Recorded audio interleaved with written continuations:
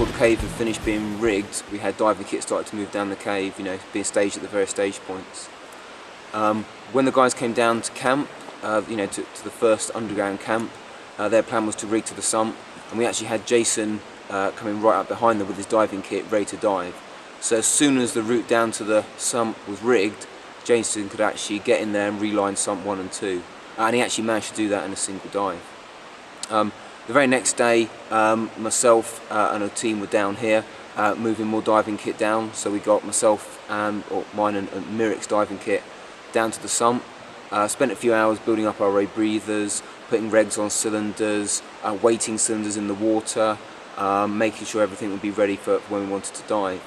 Jason got himself down here early, packed up a couple of dry tubes and actually went through the sump first.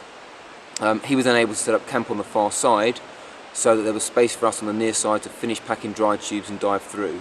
And the day after Jason went through to set up camp 6, I was down here carrying a couple of dry tubes through, and then the other guys showed up and we got everybody to camp 6 on that final day.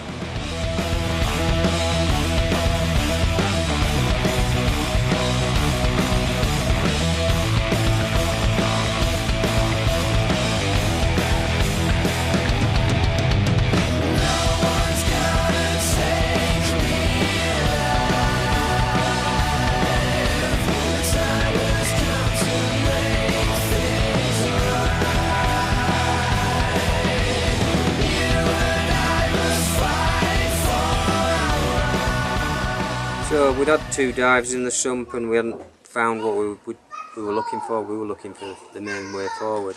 So we came up with a new strategy of diving together. I was on the right hand wall following my old line. Jason was following his old line. He started to put a new line on. He was reeling out. And I saw him swerve off to the left and find this underwater tunnel. I was swimming along the roof. It was a big flat roof, maybe 4 metres wide.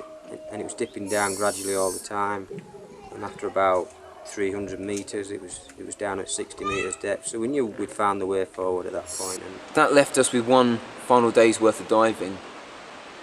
We decided to put Jason in the water first, see what he'd get. On the roof again, the same flat roof, it was still carrying on at 75 metres, but I was way off the floor, so I thought, right, I'm just going to dip down here, get 80 metres on the computer and that's it.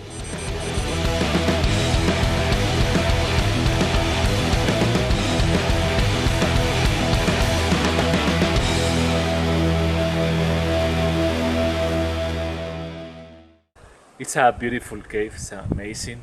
That's a fantastic cave. It's really fun, it's really entertaining, it's lovely caving. It's just a different cave again, it's a fabulous place, it's just got so much variety to it. I thought it was really good, it was really different. It was a really weird experience to kind of not see daylight for such an extended period of time.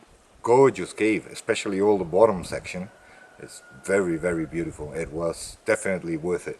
Nice to kind of see a place that you've read about in days gone by and you sort of imagined in your head, and then to finally get there. An absolutely fantastic trip. I can't recommend coming here highly enough.